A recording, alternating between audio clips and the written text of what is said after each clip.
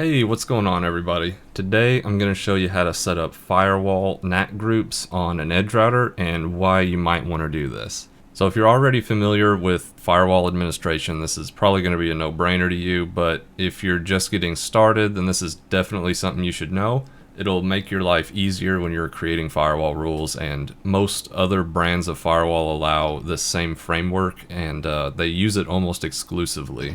So let's just go ahead and go through the dry part and get the kind of visuals out of the way here. So typically when you create a firewall rule on an edge router, which we've done in previous videos, you don't use a group and you're only dealing with two subjects, which is basically a rule or an individual line which classifies traffic, which you're either allowing or denying, and a rule set, which is just a collection of individual rules which apply to an interface. And we'll just say that interface happens to be Ethernet 0 in this example.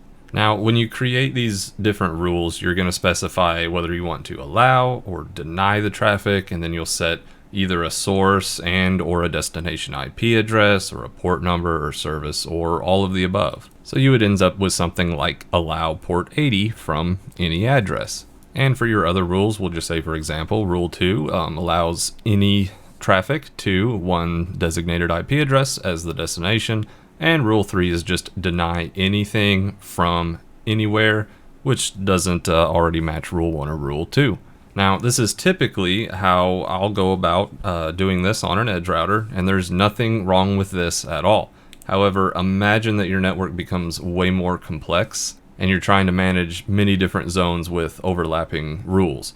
It becomes a pain and a mess to create each rule individually, especially if a destination changes and it's part of many different rule sets. Then you would have to go into each set and update that individual rule to reflect all of these changes. It can get out of hand pretty quickly if your network grows to any size larger than probably a typical home. So now let's talk about objects or firewall groups. Now this is where they come in handy, and it's generally how they are laid out. Now we have what's called an address object, and that is just an individual IP address or an individual network, or it could be a range of IP addresses. So we'll just say, for example, this address object is 192.168.0.1. Now we also have service objects, and basically what these are is just a protocol, a service, a port number, or it could be a group of port numbers. So for example, port 80 or HTTP as the protocol. And then lastly, we have an address group, which is just a collection of addresses or service objects. So for example, in an address group, we could have address object 1, address object 2, service object 1, etc., etc. Now, basically what you do is you create one or many objects, you assign them to a group, and then you create your rules based on these groups. Now, you still have to define rules and rule sets, but you can use the groups as a source or destination for your individual rules. So you confused yet? Let's take a look at an example. So let's just say that we have two DNS servers that we want to use on a network, and it's firewalled off. Now you only want to allow access to these two servers for the purposes of DNS name resolution and nothing else. So these two servers are 192.168.1.50 and 192.168.1.52. Now you could create a rule set to apply to this network with a rule allowing from any IP address to only .50 with any source port but destined for port 53. And then we would create just another rule basically doing the exact same thing except to .52 instead. Now this is no problem, but what happens if we need to change the IP of the server, or maybe the server's moved to a different network? Say like DNS1 changes IP to .60 and DNS2 just changes networks entirely to 2.10. Now this doesn't happen very often, this is just an example, but how would you manage these rules when these kind of changes come about? Well, with the way we're doing it now, we would have to open the rule set and modify each individual rule to change the IPs or any source or destination parameters that we want to. And if we have this rule applied on many different networks, say we have like 5 VLANs on an interface, we have to go in to each rule set for each individual interface and change these individual rules to point to a new IP.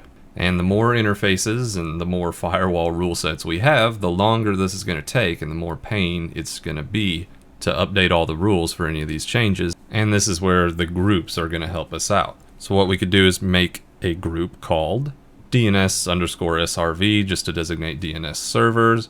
And under this group, we would have two address objects for just two IP addresses, .50 and .52, our DNS servers. And then we would just create another group for DNS, which just specifies that DNS uses port 53.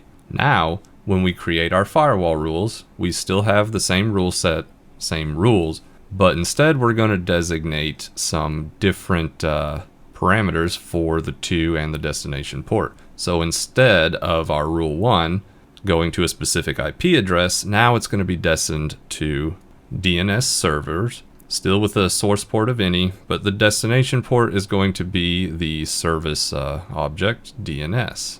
So since we created these rules, we know that DNS_SRV is two IP addresses, .50, .52, and the destination port is DNS, which we've designated as port 53. Now when we do it like this, rule 2 is actually useless. We don't even need to create rule 2 because all that was for was to designate the other IP address for our second DNS server, but that is now included in the group DNS_SRV. So this single line allows us to accomplish the exact same thing, except now we have the flexibility where if we ever need to make changes or allow denied traffic anywhere else for these same devices, all we have to do is either modify the group or just place these groups wherever we want them. So if the DNS servers change their IP, like we said before, from .50 to .60 and .52 to 2.10, all we have to do is open up our group and change the address objects and change the IP on them. So 2.10 for address object, I just realized that that's a 1, that should be a 2. 2.10 for address object 2 and .60 for address object 1. And now everywhere this group is applied, these addresses are going to be updated. So if you have many different interfaces or many different VLANs on an interface and you have many different rule sets which are pointing to these servers, those are all automatically updated when you change the address objects. So you don't have to go rule set by rule set, rule by rule, and change your IPs. Now, if you're just dealing with very basic firewall rules, like you don't have a lot of rules or networks that you're making the rules for, then this might end up being just a little bit more work than is actually necessary. It's not something that's going to make things easier in every situation, but it is something that saves time and your sanity when things start to get out of control. And also some other firewall manufacturers like SonicWall, for example, they exclusively use the object and group structure for all the rules. You can't just make a firewall rule with a source destination IP and port number. You're only allowed to use address objects or address groups and service objects. So even if you don't really have a use for it, it's good knowledge to know if you are planning on working with firewalls in the future. So now that all of the dry, boring talking about it is out of the way, let's go ahead and see how we can actually create these groups on the Edgerouter. So where we're going is under Firewall NAT, and then the tab Firewall/NAT Groups. And then here you can see I don't have any groups defined on this device. So all we got to do is hit Add Group, give it a name. We'll just do Group 1. I'm going to skip the description. And we're going to say this is an address group. Now, these are the three groups that I talked about at the beginning of the video. An address group is going to be either an IP address, multiple IP addresses, or like a range. And a network group is going to be a group of actual networks. So think 192.168.1.0/24 for that.